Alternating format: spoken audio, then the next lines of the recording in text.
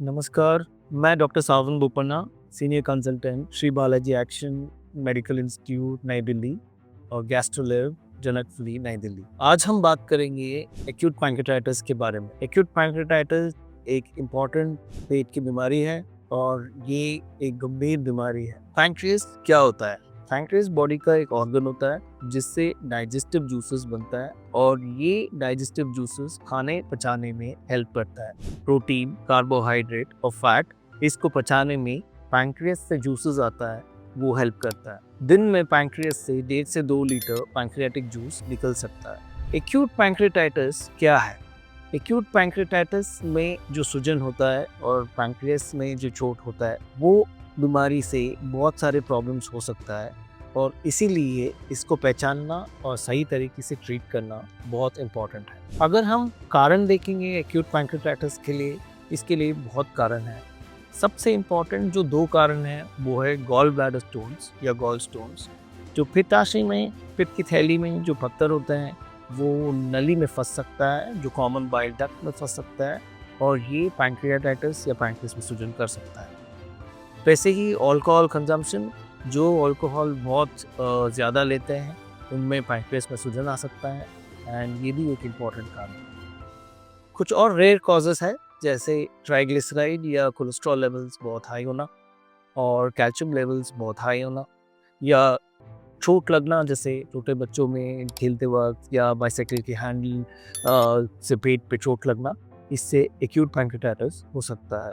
Pancreas में कुछ अबनॉर्मलिटीज़ होता है जो पैदाइशी होता है वो भी, या पैंक्रियास डिविज़न जैसे, वो भी पैंक्रेटाइटिस कर सकता है। What are the symptoms of acute pancreatitis? सबसे कॉमन सिम्टम एक्यूट पैंक्रेटाइटिस का बहुत तेज़ दर्द होना पेट के ऊपर वाले हिस्से में और बीच में, और ये दर्द most of the times back में जाता है या पीठ पे जाता है और ये इसका सबसे इम्पॉर्टेंट सिम्टम होता है। एक्यूट पैंक्रेटाइटिस में जो दर्द होता है बहुत सीवियर होता है और ये बंद नहीं होता और इसको ठीक करने के लिए इंजेक्शंस और दवाइयों की ज़रूरत पड़ती है। अगर पेट में बहुत ज़्यादा दर्द है ऊपर वाले हिस्से में तो एक्यूट पैंक्रेटाइटिस ज़रूर हो सकता है। एक्यूट पैंक्रेटाइटिस डायग्नोज करने के लिए हम जनरली ब्लड टेस्ट यूज़ करते हैं। सीरम अमाइलेज और सीरम लाइपेज ब्लड टेस्ट होता है जो बहुत ज़्यादा बड़ा हुआ होने से हमें पता चलता है कि एक्यूट पैंक्रेटाइटिस है। अगर पेन सीवियर है और अमाइलेज लाइपेज बढ़ा हुआ है तो ये बोल सकते हैं कि पेशेंट को एक्यूट पैंक्रेटाइटिस है। इसके अलावा अलग अलग इमेजिंग टेस्ट यूज़ कर सकते हैं जैसे अल्ट्रासाउंड एब्डोमेन या सीटी स्कैन, जिससे कंफर्म किया जा सकता है कि एक्यूट पैंक्रेटाइटिस है या नहीं है। एक्यूट पैंक्रेटाइटिस के नेचुरल कोर्स कैसा होता है? बहुत सारे लोगों में, अराउंड 80% लोगों में ये माइल्ड या मॉडरेट होता है और सिम्टोमेटिक या सपोर्टिव ट्रीटमेंट से ये ठीक हो जाता है कुछ ही हफ्तों में। कुछ लोगों में यानी 20% के लोगों में ये सीवियर एक्यूट पैंक्रेटाइटिस होता है और सीवियर एक्यूट पैंक्रेटाइटिस जब होता है ये कॉम्प्लिकेटेड डिजीज़ है और ये लंबा चल सकता है और इसके कारण बहुत सारे प्रॉब्लम भी हो सकता है। जब सीवियर एक्यूट पैंक्रेटाइटिस हो जाता है तो पैंक्रेटाइटिस का इफेक्ट बाकी ऑर्गन्स पे भी हो सकता है और इसके वजह से लंग्स में प्रॉब्लम हो सकता है, सांस लेने में दिक्कत हो सकती है, ऑक्सीजन की मात्रा कम हो सकता है, किडनी में असर पड़ सकता है जिसके वजह से यूरिन कम आना और किडनी फेलियर भी हो सकता है। कभी कभी ब्लड प्रेशर भी कम हो जाता है और इसको हमें ब्लड प्रेशर की दवाई भी देना पड़ सकता है।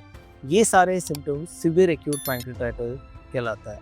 तो treatment of acute pancreatitis depend करता है कि पैंक्रेटाइटिस माइल्ड है या सीवियर है। माइल्ड पैंक्रेटाइटिस में दवाइयाँ सिंपल होता है, दर्द की दवाइयाँ और प्रॉपर न्यूट्रिशन से ये ठीक हो जाता है। सीवियर एक्यूट पैंक्रेटाइटिस में डिपेंड करता है कि क्या सिम्टम्स हैं और क्या ऑर्गन्स इन्वॉल्व है। अगर सांस की दिक्कत है तो उसको सपोर्ट करना पड़ता है, लंग्स को सपोर्ट करना पड़ता है, ऑक्सीजन की ज़रूरत पड़ सकती है, वेंटिलेटर की ज़रूरत पड़ सकती है। किडनी की इन्वॉल्वमेंट है तो किडनी को सपोर्ट करना पड़ता है और कुछ लोगों में डायलिसिस की भी ज़रूरत पड़ सकती है। एक्यूट पैंक्रेटाइटिस में इनिशियल पीरियड से पेशेंट जब निकल जाता है तो दूसरे हिस्से में आफ्टर 15-20 डेज इसमें जो प्रॉब्लम होता है वो मोस्टली इन्फेक्शन की वजह से होता है। पैंक्रियास में जो नेक्रोसिस है या पैंक्रियास में जो पानी इकट्ठे है उसमें इन्फेक्शन हो सकता है और इसको ट्रीट करना ज़रूरी होता है। इसके ट्रीटमेंट में हम एंटीबायोटिक्स यूज़ कर सकते हैं या अलग अलग टेक्निक जैसे एंडोस्कोपिक या परक्यूटेनियस टेक्निक से ये जो अंदर जमा हुआ इन्फेक्टेड पानी या पस को हम निकाल सकते हैं।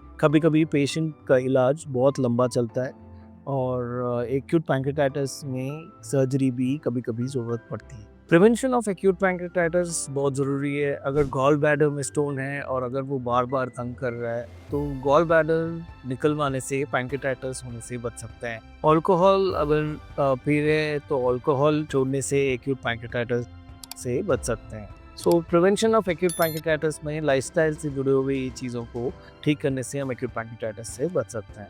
एक्यूट पैंक्रेटाइटिस जैसा अगर सिम्टम्स है तो आपके डॉक्टर से ज़रूर मिलिए। अर्ली स्टेजेस में या पहले कुछ दिनों में इसको ठीक से मैनेज करने से बहुत लोगों में सीवियर एक्यूट पैंक्रेटाइटिस होने से हम रोक सकते हैं। Thank you.